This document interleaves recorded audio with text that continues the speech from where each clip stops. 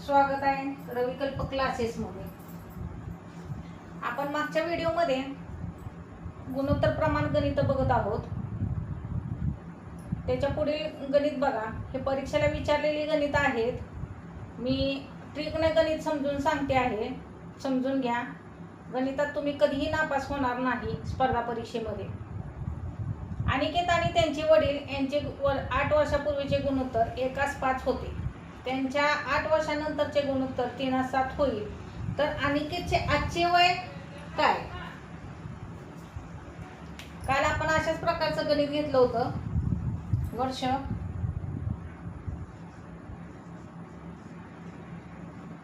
अनिकेत आणि त्याच्या वडिलांचे वय। अनिकेत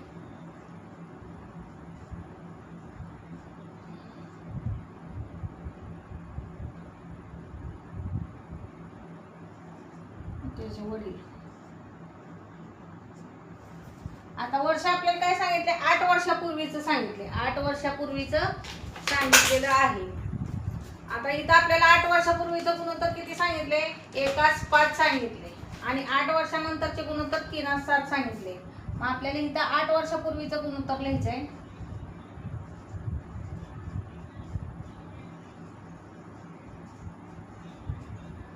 आठ वर्षापूर्वीचे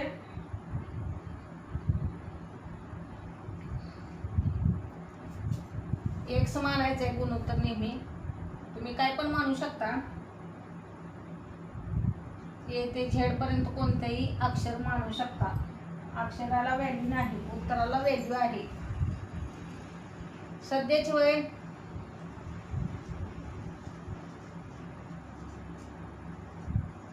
आता इथं एक्सच फक्त का आलंय, तर इथं 1 आहे म्हणून एक्स। इथं 1x लिहिला तरी चालतोय, नाही लिहिला तरी चालतोय।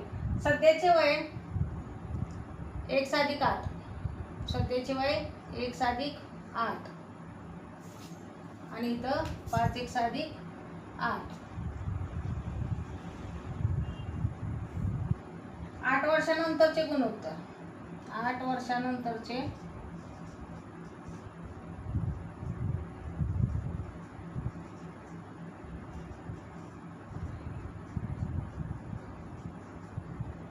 किती आहे? 3:7 आहे। दोघांचं किती? 3:7 आहे। आता इथं आपल्याला कालच्या सारख्या गणितात कसं दिलंय तसंच करायचं। इथं x आता 8 आणि 8 किती झाले? 16 झाले। 8 वर्षानंतरचे आणि 8 वर्षापूर्वीचं, त्यामुळे आपल्याला काय करावं लागणार? 8 आणि 8 16 करावं लागणार। आता इथं 8 वर्षानंतर इथं +8 करायचंय। 8 आणि 8 16 म्हणजे इथं आपलं काय झालं? x + 16 भागिले 5x + 16 आणि त्यांचे गुणोत्तर काय सांगितले आपल्याला? 3:7 सांगितले। आपल्याला आजचं वय काढायचंय म्हणून हे गुणोत्तर घ्यायचं आहे। आता ह्यांचा तिरकस गुणाकार करायचा। 7 कंसात x + 16 आणि बरोबर दुसऱ्या कंसात 5x गुणिले दुसऱ्या कंसात 3 गुणिले 5x, हे 3 आहेत। 5x + 16। आता ह्यांचा गुणाकार करूया। 7x + 16 = 12 गणितामध्ये पाढे फार महत्वाचे असतात। पाढे पाठ असेल तर झटकीपट गणिताचं उत्तर येतं।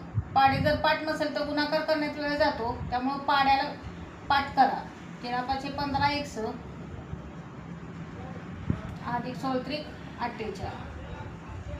आता ह्यांचं आपण स्वरूपात जवळजवळ घेऊया।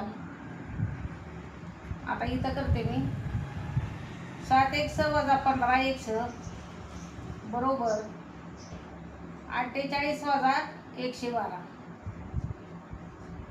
स्वरूपात नेहमी सारखी असावीत। x जवळ घेतलंय, हे बरोबर चिन्हाच्या अलीकडे येतं आणि चलसहित म्हणजे चलरहित जर संख्या असेल ती बरोबर चिन्हाच्या पलीकडे जाते। इथं 8 आणि 7 15 - 8x बरोबर 112 मधून 48 गेले, 64 राहतात, -64। 8 न 12 8 गेले 4 राहिले, 0 1 हातात देऊन टाकला, परत 11 5 गेले 6 राहिले, वजा 64. मग वजा x बरोबर वजा 64 भागिले 8 करायचं. 8 एके 8, 8 8 64, वजा x बरोबर वजा 8 हे उत्तर येतं, वजा वजा अधिक होतं. म्हणजे x ची किंमत आपली काय आली? x ची किंमत वजा 8 आली.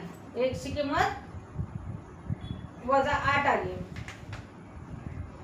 मग अनिकेतचे आजचे वय सांगितले आपल्याला, म्हणजे x अधिक 8. अनिकेतचे आजचे वय काय येणार? x अधिक 8. x मध्ये घालायची किंमत. आजचे अनिकेतचे वय, अनिकेतचे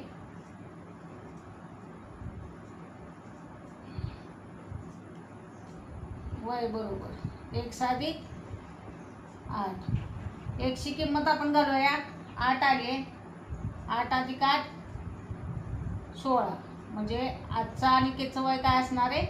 16 वर्ष असणार आहे. आजचे अनिकेतचे वय 16 वर्ष असणार आहे. बघा, एकदम सोप्या पद्धतीनं सांगितले गणित आणि ट्रिकनं सांगितले. ह्या पुढील गणित बघा पुढचं गणित. एका व्यक्तीचे 12 वर्षानंतरचे वय त्याच्या 12 वर्षापूर्वीच्या वयाच्या दुप्पट होईल, तर त्या व्यक्तीचे आजचे वय किती विचारले. आता ह्याच्यात काही गुणोत्तर दिलेले नाही, काय नाही, फक्त वर्ष दिलेले आहेत. 12 वर्ष पूर्वीचे आणि 12 वर्षानंतरचे दिलेले आहे. मग आता इथं आपण ती व्यक्ती काय आजचे वय x मानायचं. त्या व्यक्तीचे आजचे वय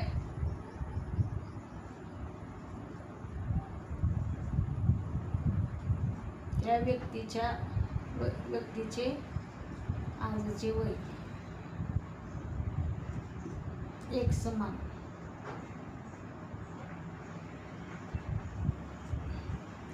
बघा, आता आपल्याला इथं x मानले, मग आपल्याला 12 वर्षानंतर आणि 12 वर्षापूर्वीचं घ्यायचंय. म्हणून आपल्याला x अधिक 12 करावं लागणार आहे, बरोबर दुप्पट आहे. म्हणून आपल्याला काय करावं लागणार आहे? 2 कंसात x वजा 12 करावं लागणार आहे, कारण 12 वर्षानंतरचे आणि 12 वर्षापूर्वीचं विचारलंय. म्हणून आपण 1 वजा 1 अधिक करायचं आहे. x अधिक 12 आहे असं घेऊया, बरोबर कंसानं गुणूया, 2 कंसाला गुणूया, 2x 12 दुनी वजा 24. आता इथं आपल्याला काय करावं लागणार आहे? स्वरूपात जवळजवळ घेऊया. म्हणून x वजा 2x बरोबर वजा 24 वजा 12. आता हे अधिक आहे म्हणून इकडे गेल्यानंतर काय झालं? वजा झालं. मग वजा 2x मधनं x गेलं, वजा x राहिलं, बरोबर.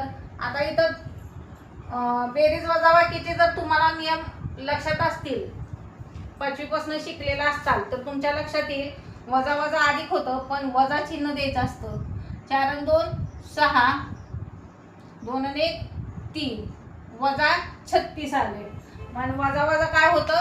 अधिक होतं. म्हणून x बरोबर 36. म्हणजे त्या व्यक्तीचे आजचे वय काय असेल? 36 वर्ष असणार आहे. व्हिडिओ आवडला असेल तर लाईक करा, शेअर करा, सबस्क्राईब करा. या पुढील गणित पुढच्या व्हिडिओमध्ये बघूया. धन्यवाद.